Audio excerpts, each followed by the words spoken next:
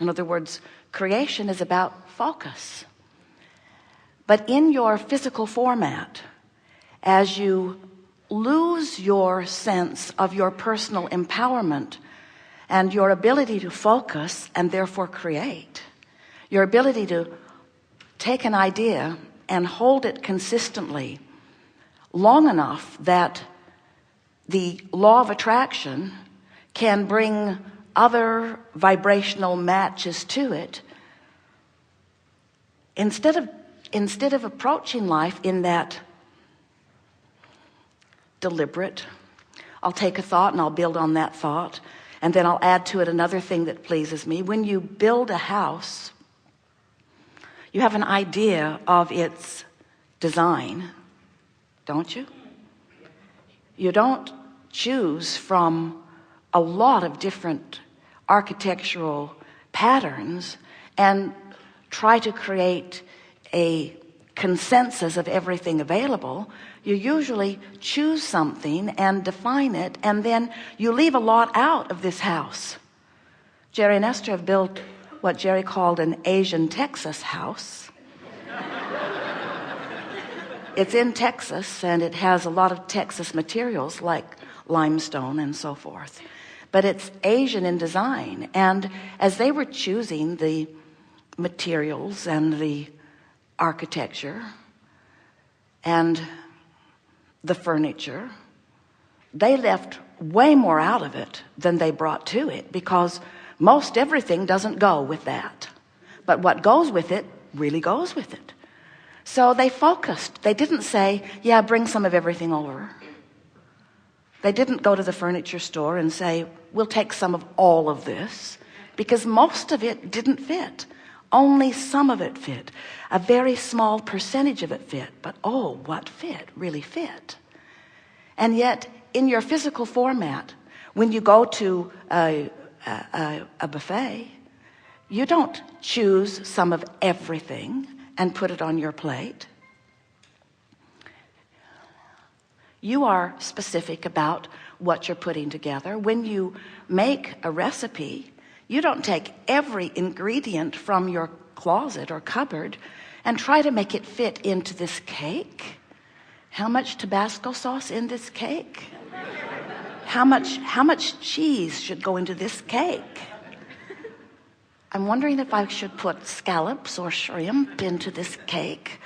Of course, we're being absurd, but we are making a very strong point with you. When you are constructing your cake or when you are constructing your house, you know that while there is much that you can choose from, you don't choose some of all of it. You construct it with precision. You focus and you bring to it what fits. And when something doesn't fit, you leave it out. You deliberately leave it out. You don't try to make it all fit.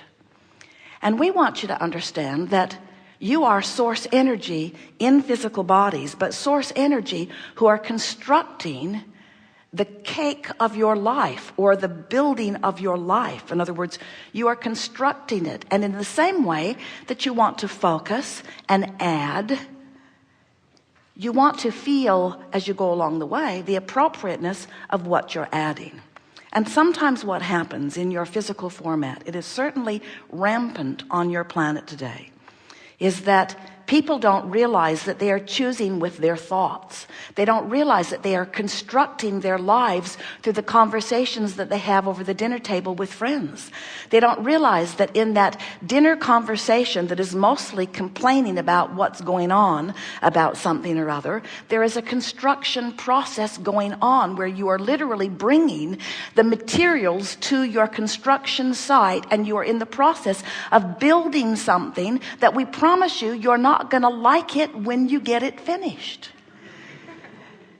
We want you to begin constructing your lives with some deliberate intent. We want you to realize that when you focus upon something, it might just be something that goes past the screen on your television, and as it catches your attention and you give your attention to it for as little as 17 seconds, you begin the construction project. You do.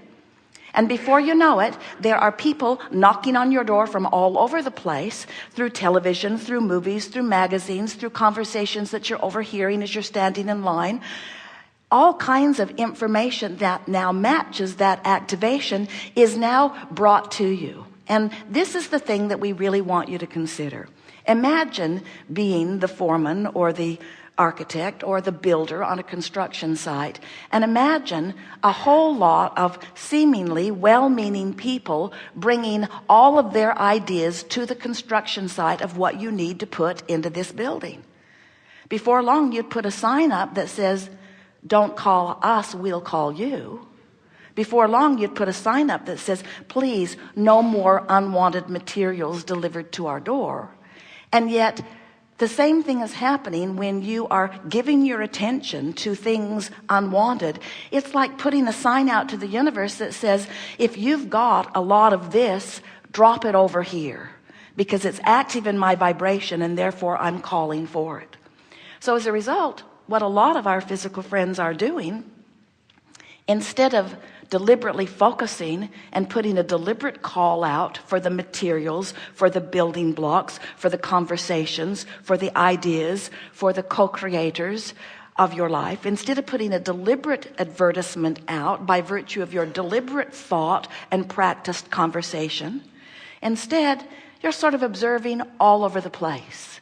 And in your observation all over the place, you're putting the call out for a lot of stuff you don't want and ultimately you won't use. But in the meanwhile, you've really cluttered up your life, because now you're busier sorting and sifting and tossing out and throwing out and complaining about how hard life is, where really all you have to do is just call to the job site the stuff that you want to be at the job site in the first place. You get the point. We had a wonderful couple of weeks on board a beautiful ship out in the middle of the ocean, Australia and New Zealand, and the conversation of that workshop gathering very quickly came around to the subject of deconstructing of thought. Now we think that's interesting because the only reason that so much deconstruction was necessary is because there's so much bogus construction that had already taken place.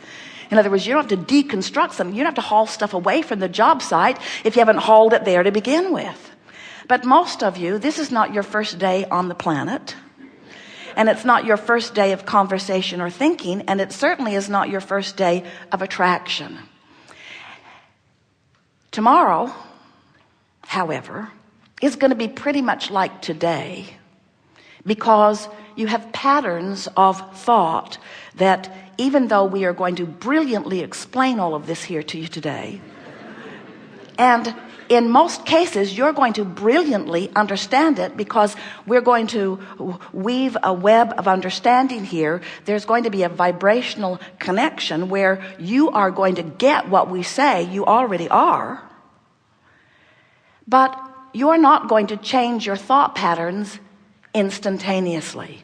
You didn't develop your pattern of thought immediately, and you're not going to change your pattern of thought immediately. And there are many things that you think that you don't want to change anyway. But what we want to draw your attention to, especially as we are beginning here this morning, we want to remind you that you are the creator of your experience, and you do so through the patterns of your thought, by the things that you give your attention to. And when you catch yourself in conversation about things that you clearly know you do not mean to be bringing to the job site, that's a time for you to stop and laugh and say, what am I doing here? I'm setting myself up for the necessity of a bunch of deconstruction of thought, all of which is going to take a lot of time. Why construct something that later I'm only going to want to deconstruct? Why not start today building it the way I want to build it?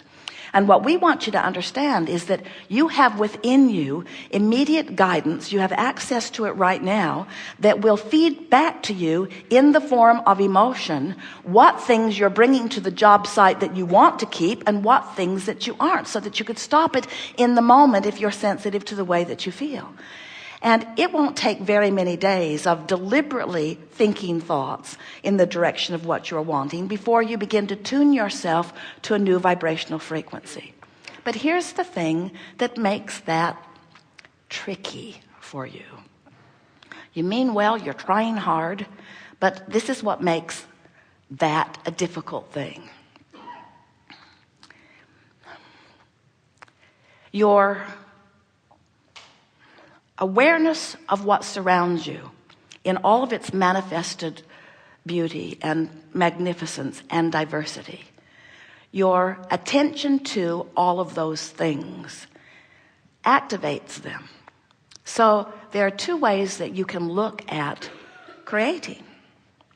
You can realize that there's a lot to choose from, and there are so many who are vying for your attention to choose. When you turn on the television, if you do, and you are better men and women than we are if you do, because it comes at you so heavily and so fast and with such intensity, all of these things that you activate and bring to your job site, whether you mean to or not.